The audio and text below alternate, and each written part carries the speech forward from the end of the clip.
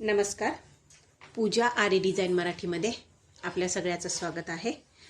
तर चला, आजचा हा व्हिडिओ जरा वेगळाच होणार आहे, कारण मला मागे पण बऱ्याच अशा कमेंट आलेल्या की तुम्ही आरी वर्कचा जो ब्लाऊज आहे तो शिवून दाखवा म्हणून.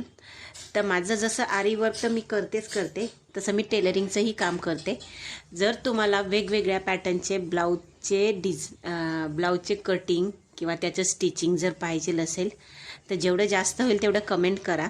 जर कमेंट आल्याच मला की त्यांना ब्लाऊज कटिंग पण शिकायचं आहे तर आपण नक्की ते पण याच्यावरती दाखवूया.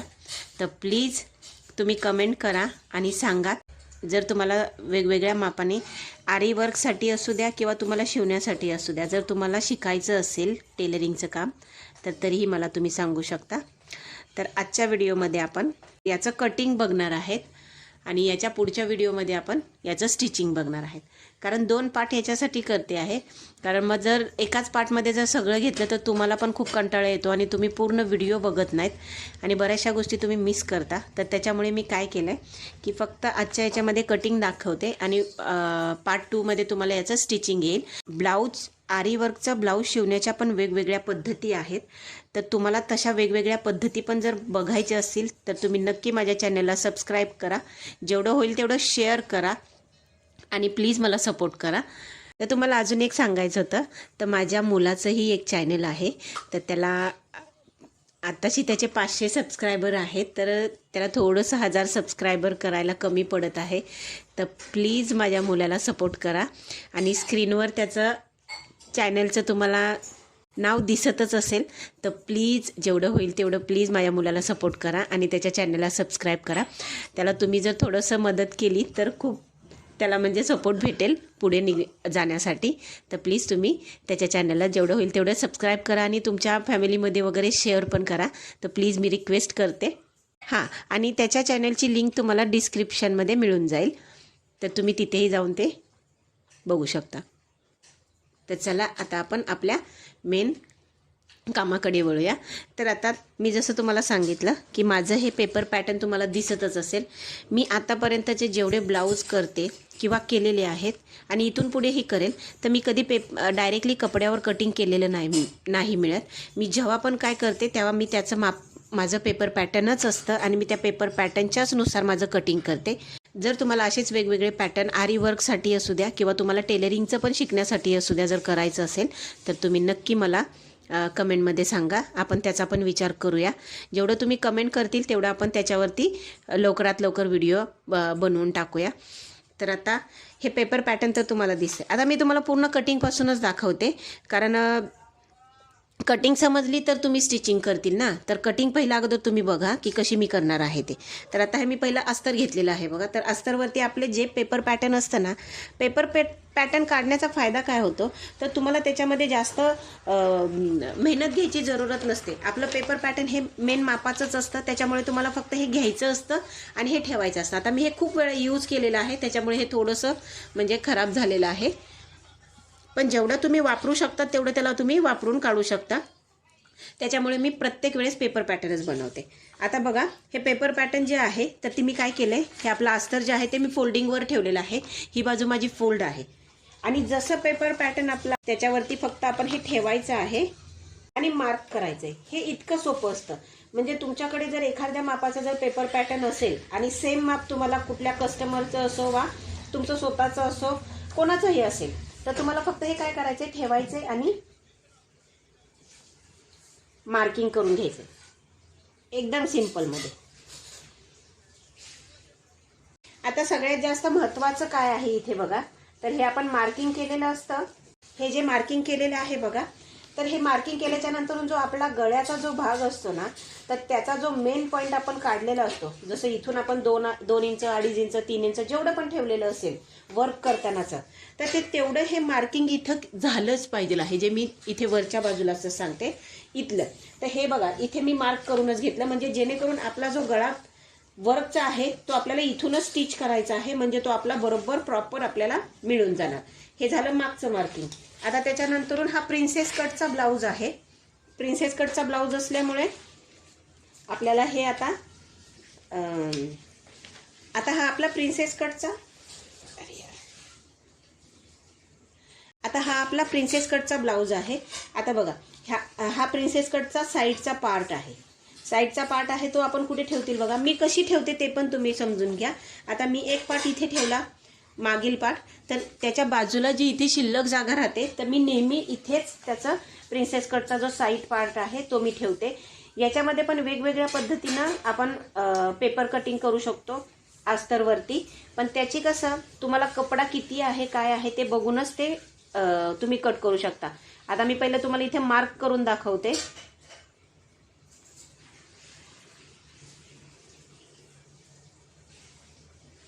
हे जसं आहे पेपर पॅटर्न तसंच आपण हे पूर्ण मार्क करून घ्यायचंय. फक्त वाढवायचं कुठे आहे ते तुम्ही बघून घ्या. आता हे तुम्हाला दिसत असेल की हे पूर्ण आपण चारही बाजूने आपण मार्क करून घेतलेलं आहे.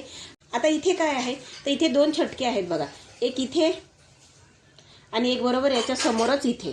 तर हे पहिले मार्क करून घ्या. हे मेन आहे, कारण तुमच्या छातीचा जो मेन भाग असतो ना त्याचे हे पॉईंट असतात.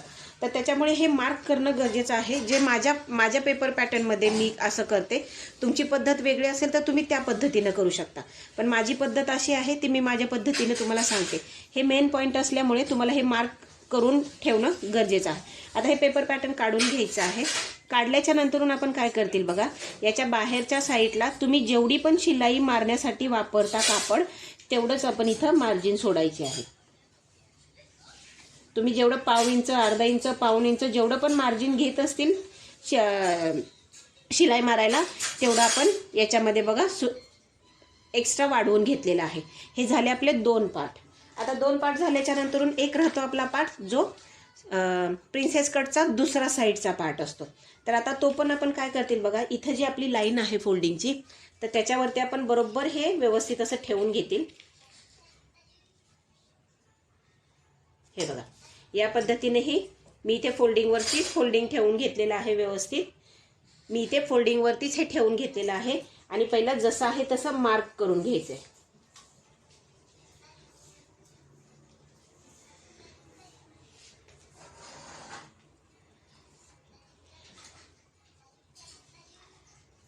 आता हे मार्क केल्याच्या नंतरून तुम्हाला सगळ्यात मेन याच्यातला एक पॉईंट लक्षात ठेवायचा आहे. तो कुठचा तर तुम्हाला एक इथे छटका दिसत असेल तर इथे एक मार्क करायचा आहे. जसं आपण दुसऱ्या पार्टला जसा मार्क केला मेन पॉईंट छातीचा, त्याचाच हा दुसरा मेन पॉईंट असतो. तर हे 2 पॉईंट तुम्हाला असणं गरजेचंच आहे.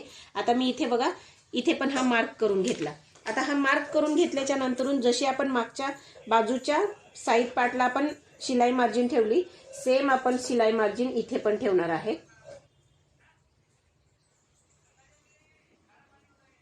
आणि हे इथे वाढवून घेणार आहे. हे बघा,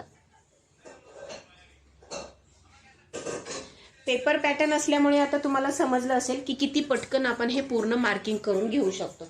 आता हे पहिलं कट करून घेऊया. जसं आहे तसं पहिला कट करून घेऊया. शोल्डर कट केल्याच्या नंतर सगळ्यात पहिला जो आपल्याला मार्क करून घ्यायचा आहे, जो आपला हा गळ्याचा पॉईंट आहे त्याच्यावरती. आता मी इथे एक छटका मारून घेते बघा या पद्धतीने. आणि जसं आहे आता तसे आपले हे जे पार्ट आहेत ते कट करून घ्यायचे आहेत.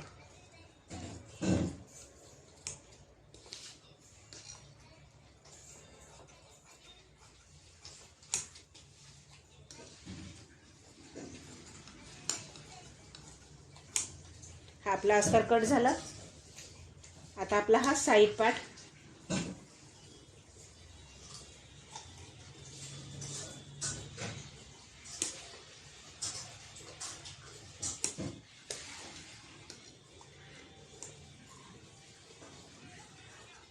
गळा पण आपला जसा आहे तसाच आपण इथे कट करून घेतोय.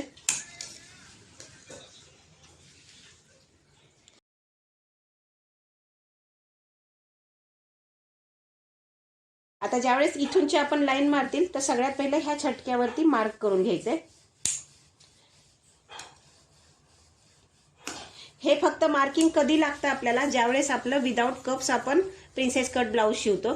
जर तुम्ही कप्स लावून जर प्रिन्सेस कट ब्लाऊज शिवत असतील तर तुम्हाला ही मार्किंग गरजेची नसते. फक्त एकच मार्किंग या साईडची गरजेची असते.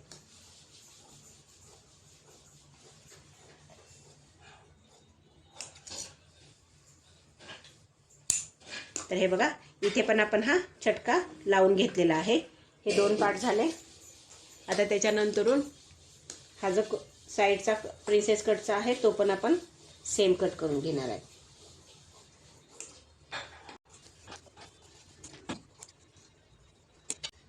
आता हे जॉईंट असल्यामुळे आपण पहिलं हे जॉईंट ओपन करून घेऊया. तुम्हाला माहित होतं की आपण जॉईंट वरती ठेवून घेतलेलं. हे झालं. आता हे झाल्याच्या नंतरून आपला हा जो छटका आहे त्याला पण पहिला मार्क करा या पद्धतीने. आता त्याच्यानंतरून आपण बाहीची कटिंग बघणार आहे. तर बाहीची कटिंग बघण्यासाठी सगळ्यात पहिलं तर तुमच्याकडे ज्यांचं तुम्हाला ब्लाऊज शिवायचं आहे त्याची बाहीचं तर मार्किंग असेल. पण समजा ते मार्किंग असल्याच्या नंतरही एकदा तुम्ही हे चेक करून घ्यायचं आहे की हे किती आहे. तर चेक मी कुठून करेल बघा, जी आपली आता बघा ज्यावेळेस आपण अस्तरवरती बाहीचं मार्किंग करून घेणार आहेत तर त्याच्या अगोदर आपल्याला काय चेक करून घ्यायचं आहे, तर आपली जी वर्कची बाही आहे ती चेक करायची आहे. आता ती चेक करण्यासाठी आपण काय करतील, जी आपली वर्क केलेली डिझाईन असते बरोबर त्याला कट टू कट ठेवूनच आपण हे मार्क करणार आहेत. तर कट टू कट ठेवून जर मार्क केली तर आपली बघा इथे 8.5 इंचावर येते, पण माझी ॲक्च्युअल बाही ही 10 आहे.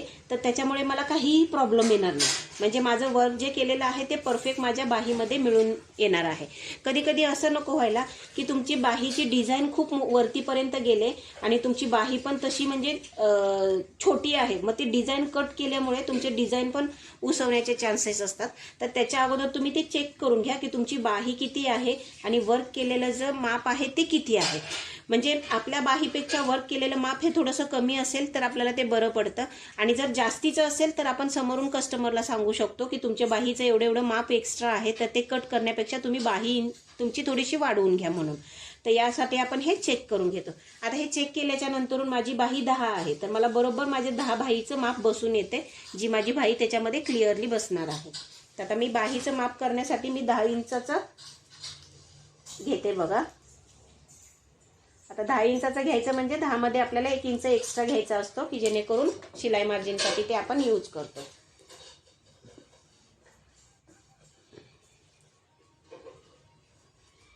आता माझ्या बाही कापण्याचा फॉर्म्युला थोडासा वेगळा आहे, तर तुम्ही डायरेक्टली तुम्हाला सांगेल तर तो तुमच्या लक्षात नाही येणार आहे. तर त्याच्यासाठी तुम्ही मला सांगा, जर तुम्हाला पेपर पॅटर्नचे कटिंग जर शिकायचे असतील तर नक्की कमेंट करा.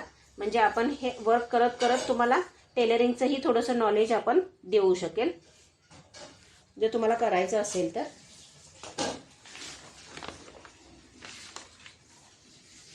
आता मी डायरेक्टली बाही कट करून घेते, कारण मी तुम्हाला बाही जर समजवायला लागली तर त्याच्यामध्ये खूप सारा वेळ जाईल आणि तुम्हाला ती समजणार पण नाहीये. कारण तुम्हाला माझी मेथड जर काहीच माहिती नसेल तर तुम्ही कितीही प्रयत्न केला तरी ते समजून घेता येणार नाही. तर मी आता डायरेक्टली बाही बघा पूर्ण कट करूनच घेते.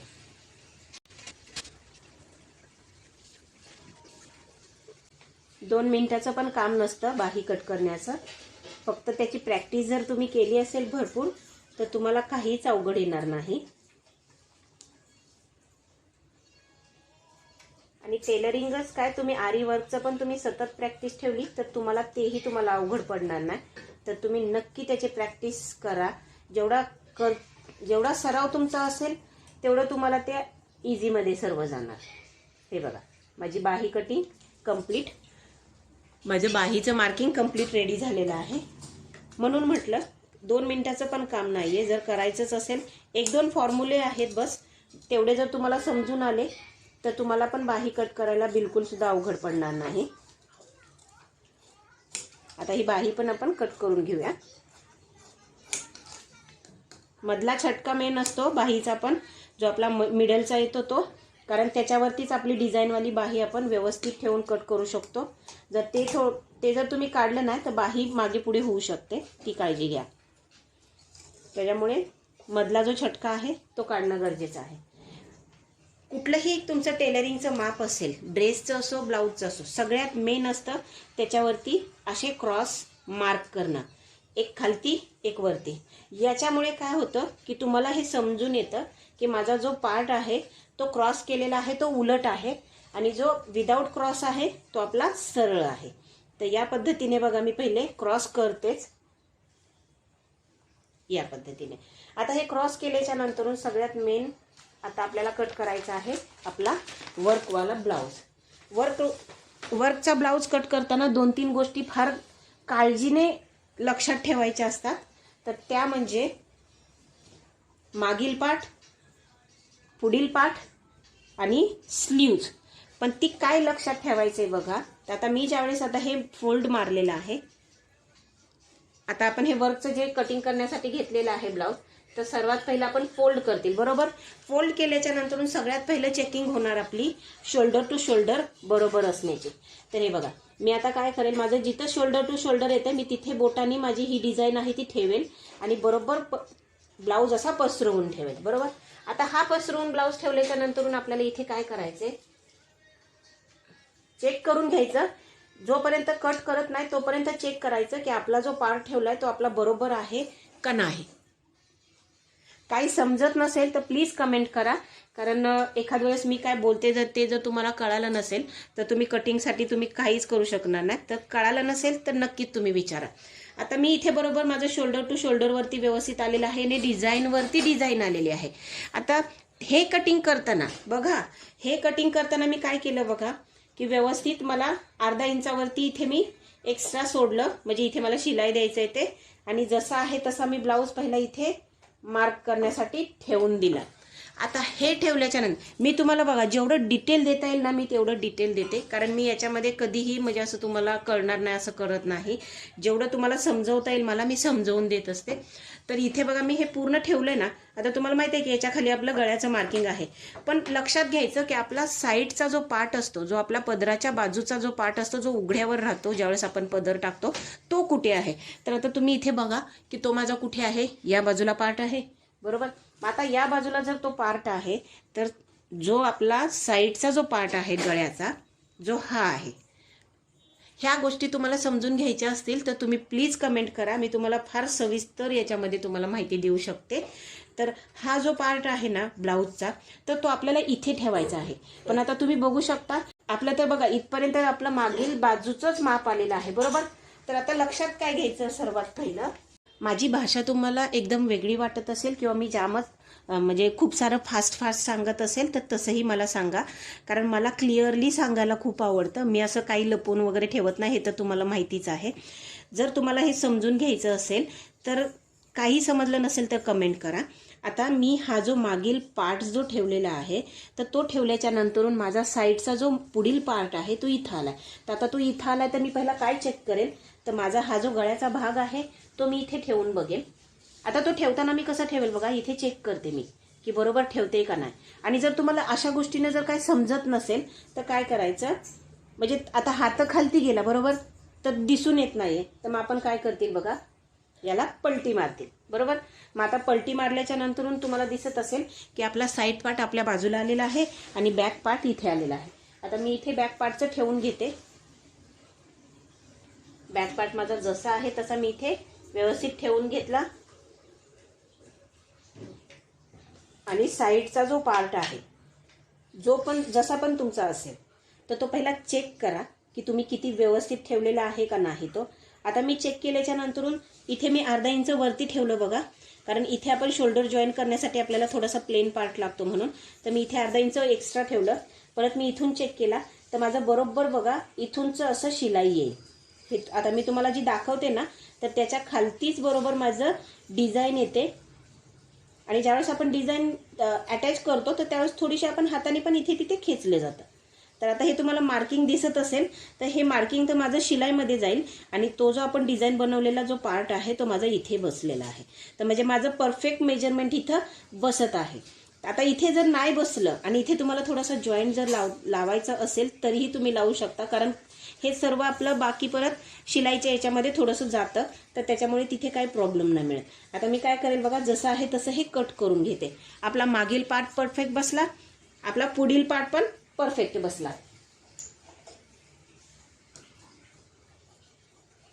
आणि तुम्हाला आरी वर्क करताना ब्लाऊज कसं अरेंज करायचा हे पण समजत नसेल तरीही तुम्ही कमेंट करू शकता। आता मी इथं विचार करते की तुम्ही जेवढे कमेंट करतील आपण त्यालाच उत्तरं देऊया, कारण शिलाई करण्याच्या याच्यामुळे माझं कसं आहे की मी आरी वर्क पण करते आणि मी टेलरिंगचं काम पण करते, तर त्याच्यामुळे मला थोडंसं व्हिडिओ द्यायला वेळ होतो, कारण मला तेवढं एडिटिंग करत वगैरे बसायलाच वेळ भेटत नाही आहे. तर त्याच्यासाठी मी तर तुम्हाला पहिलंच माफी मागते. पण इथून पुढे आपण जेवढे कमेंट येतील ना आणि तुमच्या काय अडचणी आहेत तर ते आपण सॉल्व्ह करूया, म्हणजे जेणेकरून ते सॉल्व्ह करण्याच्या याच्यामध्ये तुम्हाला ते मिळून जाईल की काय नेमकं आपलं चुकतंय आणि काय आपल्याला पुढे करायचं आहे ते. आता मी हा साईड पार्ट कट करून घेतलेला आहे. आता साईड पार्ट कट केल्याच्या नंतरून आपण थोडंसं कपडा एक्स्ट्रा ठेवून, जास्त नाही आहे, थोडंसं एक्स्ट्रा ठेवून आपण काय करतील, हा बॅकचा पार्ट पण कट करून घेतील. हे बघा, खालूनचं मी सध्याला लगेच कट करत नाहीये, ते तसंच मी ठेवणार आहे. कारण कधी कधी काय होतं, आपण लावण्याच्या याच्यामध्ये मी डायरेक्टली इथून कट केलं आणि लावण्याच्या याच्यामध्ये जर कमी जास्त झालं तर आपलं अस्तर खालती यायला नको, म्हणून हा मी तात्पुरता तरी ठेवून दिलेला आहे. मी ज्यावेळेस शिवेल त्यावेळेस तुम्हाला मी सांगेलच. बघा, हे समजून घेण्याच्या गोष्टी असल्यामुळे मी तुम्हाला सांगते की थोडा व्हिडिओ मोठा होत आहे, तर म्हणून 2 पार्टमध्ये आपण हा बनवूया. एकदा ना तुम्हाला याची समज आली तर तुम्हाला परत 10 वेळा ते कटिंग वगैरे बघण्याची जरूरत नाही पडणार. फक्त शिवण्याच्या मेथड वेगवेगळे आहेत, मग आपण परत त्याच बघूया.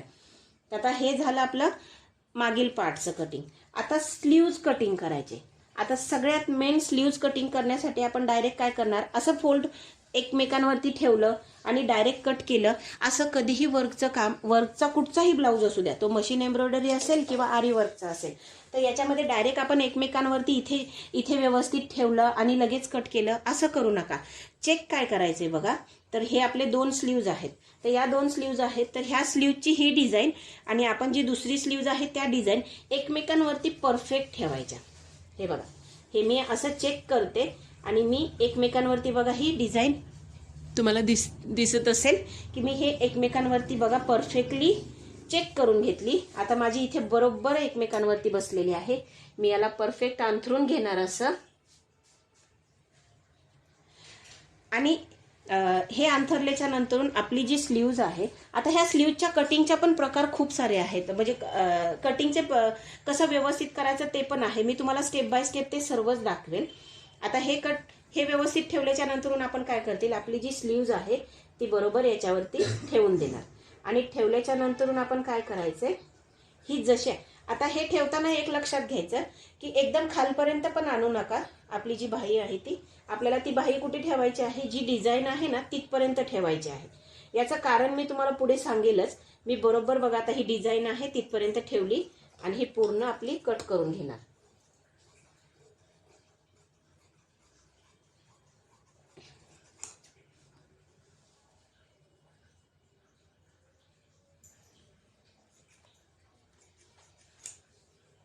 आता हे आपलं बाहीचं कटिंग झालेलं आहे. आता आपलं याच्यानंतरून आपल्याला हा जो साईड पार्ट आहे तो कट करायचा. तर साईड पार्ट कट करण्यासाठी आपल्याला कसंही आपण ते ठेवू शकतो, वाकडं सरळ, जसं तुम्हाला ॲडजस्ट होईल त्यानुसार तुम्ही हे ठेवू शकता. आता याच्यामध्ये जर तुम्हाला असं वाटलं की थोडासा पार्ट कमी जास्तीला होतोय किंवा तुम्हाला कापड कमी पडतंय, तर याच्यामध्ये एक लक्षात घ्यायचं की आरी वर्क करताना एक तर तुमचा ब्लाऊज मोठा असला पाहिजे आहे आणि प्रत्येक पार्ट हा तुमचा त्याच्यामध्ये बसला पाहिजे आहे. आता माझा इथे थोडासा अडचण येते पार्ट बसवण्यासाठी, तर मी थोडंसं इथे तिथे ॲडजस्ट करून बघते की पूर्ण बसतंय का नाही. जर बसत नसेल तर मी याला जॉईंट मारून घेणार. आता जॉईंट जर मारायचं जर तुम्हाला वेळ आलीच तर जॉईंट अशा ठिकाणी मारा की जिथे तुम्हाला काहीही प्रॉब्लेम येणार नाही जॉईंट मारण्याचा. कारण तुम्ही समोरच्या कर्व भागामध्ये जर जॉईंट मारायचं बोलले तर तिथं तुम्ही व्यवस्थित जॉईंट नाही मारू शकणार. तर तुम्ही एकतर जॉईंट असा मारा की एक तर खालती घ्या, नाहीतर आपल्या फिटिंगच्या साईडला घ्या. या 2 प्रकारे जर तुम्ही जॉईंट मारला तर तुमचा हा जॉईंट दिसून म्हणजे व्यवस्थित असा जॉईंट बसला जातो.